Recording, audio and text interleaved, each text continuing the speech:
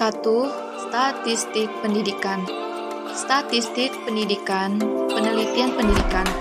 Statistik pendidikan adalah ilmu pengetahuan yang atau mempelajari tentang prinsip, metode, dan prosedur yang perlu digunakan dalam rangka penyajian, penganalisaan bahan keterangan berwujud angka.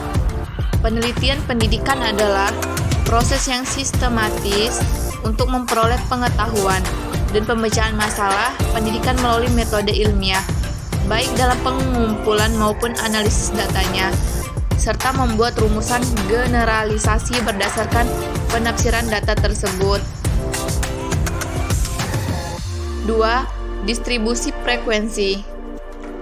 Definisi: tujuan dari pembuatan tabel frekuensi adalah untuk mengatur data mentah atau belum dikelompokkan ke dalam bentuk yang rapi tanpa mengurangi inti informasi yang ada. Kelebihan dan kekurangan. Kelebihannya dapat mengetahui gambaran secara menyeluruh. Kekurangannya, rincian atau informasi awal menjadi hilang.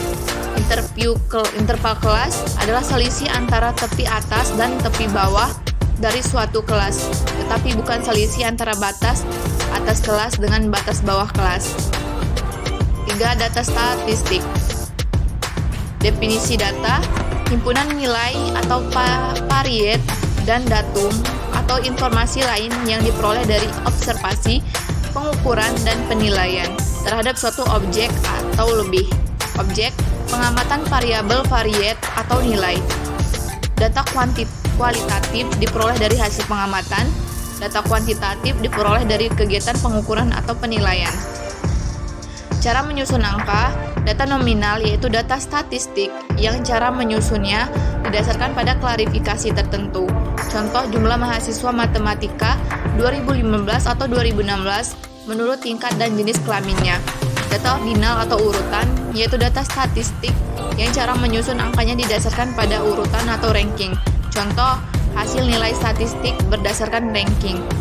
Data interval yaitu data statistik di mana terdapat jarak yang sama di antara hal-hal yang sedang diteliti. Bentuk angka. Data tunggal yaitu data statistik yang angka-angkanya merupakan satu unit atau satu kesatuan, tidak dikelompokkan data kelompok, yaitu data statistik tiap unitnya terdiri dari sekelompok angka. Contoh 80-84, 75-79. Berdasarkan waktu pengumpulannya, data statistika yaitu data statistik yang mencerminkan keadaan pada suatu waktu saja. Contoh, pada semester Gasal 2015 atau 2016. Data urutan waktu yaitu data statistik yang mencerminkan keadaan dari waktu ke waktu secara berurutan. Contoh jumlah mahasiswa yang lulus dari tahun ke tahun. 4. Ukuran pemusatan data atau central tendency. Jenis data ukuran pemusatan. Data tunggal atau tidak berkelompok. Data berkelompok, rata-rata mean data tunggal. Rata-rata mean data berkelompok digunakan untuk menghitung nilai ukuran-ukuran pemusatan untuk data dengan jumlah yang banyak. Agar digunakan untuk menghitung nilai ukuran-ukuran pemusatan untuk data dengan jumlah yang banyak. Lebih cepat, proses perhitungan dibantu dengan membuat terlebih dahulu tabel distribusi frekuensi. 5. Ukuran penyebaran data. Pengertian: suatu ukuran yang menyatakan seberapa besar nilai-nilai data berbeda atau bervariasi dengan nilai ukuran pusatnya, atau seberapa besar penyimpangan nilai-nilai data dengan nilai pusatnya. Macam-macam ukuran. 1. Jangkauan. 2. Simpangan rata-rata atau data tunggal, data kelompok. 3. Simpangan baku atau standar deviasi, data tunggal, data kelompok. 4. Kuartil atau data tunggal, data kelompok. 5. Persentil, data tunggal, data kelompok. 6. Koefisien variasi. 7. Angka baku atau nilai standar. 1. Jangkauan atau range. Jangkauan adalah selisih antara nilai maksimum dan nilai minimum yang terdapat dalam data. Jangkauan dapat dihitung dengan rumus R sama dengan X max min X min. Contoh Tentukan range data dari data 10, 6, 8, 2, 4. Jawab R.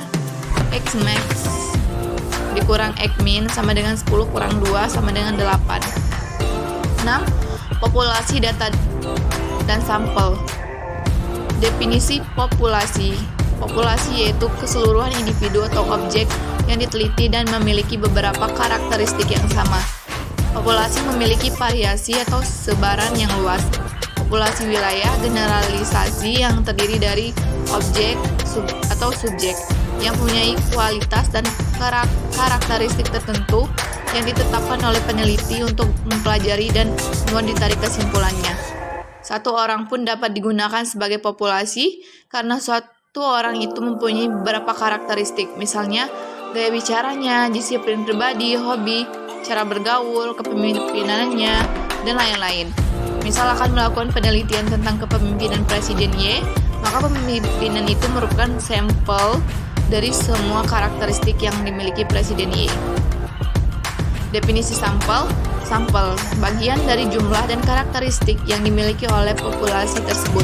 Bila populasi besar dan penelitian tidak mungkin mempelajari semua yang ada pada populasi, misalnya karena keterbatasan dana dan tenaga dan waktu, maka penelitian dapat menggunakan sampel yang diambil dari populasi itu. Sampel yang diambil dari populasi harus betul-betul representatif atau mewakili. 7. Hipotesis. Menyusun hipotesis. Hipotesis adalah pernyataan tentatif yang merupakan dugaan mengenai apa saja yang sedang kita amati dalam usaha untuk memahaminya. Bagaimana membuat hipotesis?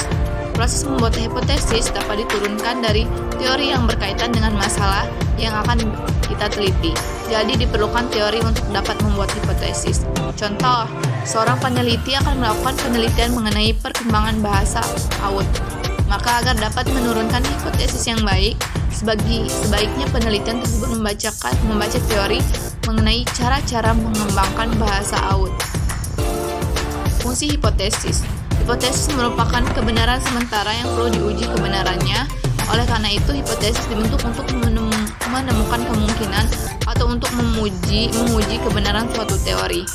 Jika hipotesis sudah diuji dan dibuktikan kebenarannya, maka hipotesis tersebut menjadi suatu teori.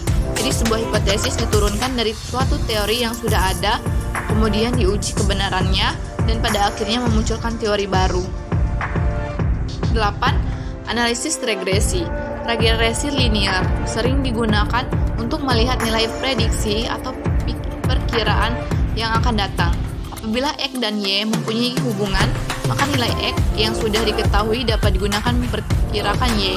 Perkiraan mengenai terjadinya sesuatu kejadian atau nilai variabel untuk waktu yang akan datang, seperti prediksi produksi 3 tahun yang akan datang, prediksi harga bulan depan, ramalan jumlah penduduk 10 tahun mendatang, ramalan hasil penjualan tahun depan. 9. Korelasi.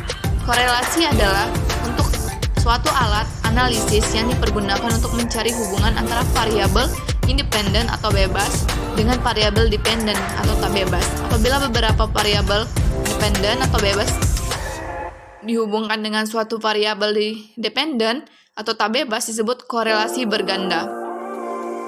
Dan apabila suatu variabel independen atau bebas berhubungan dengan suatu variabel dependen atau tak bebas, disebut korelasi parsial. 10. Uji validitas dan uji reliabilitas. Misalkan kuesioner adalah sasaran tembak seperti pada gambar di atas. Angka bawah pusat sasaran tembak itu adalah target dari apa yang kita ukur. Jawaban tiap responden yang ditanya menggunakan kuesioner adalah menembak pada sasarannya. Jika pertanyaan baik dan responden menjawab dengan baik pula, maka kita sudah menembak tepat pada sasaran. Jika tidak demikian, maka tembakan kita meleset. Makin banyak responden menjawab salah atau karena pertanyaan tidak jelas atau bias, maka sasaran kita makin jauh. Pertama, menembak sasaran secara konsisten tetapi jauh dari sasaran sebenarnya. Hal ini disebut konsisten dan sistematis mengukur pendapat responden dengan nilai yang salah untuk semua responden, atau reliable tetapi tidak valid, atau konsisten tapi salah sasaran. Kedua, menembak secara acak, merata di segala tempat. Kadang-kadang tembakannya kena sasaran, tetapi secara rata-rata diperoleh jawaban yang benar secara kelompok, atau tetapi tidak terlalu baik untuk individu. Terus, dalam hal ini kita memperoleh estimasi yang benar secara kelompok tapi tidak konsisten. Sekarang jelas bahwa reliabilitas berkaitan langsung dengan validitas dari apa yang diatur. Ketiga, menunjukkan menembakkan yang menyebar dan secara konsisten menyimpang dari sasaran, tidak reliable dan tidak valid. Terakhir, menunjukkan menembak sasaran secara konsisten atau reliable dan valid. Sekian, terima kasih. Wassalamualaikum warahmatullahi wabarakatuh.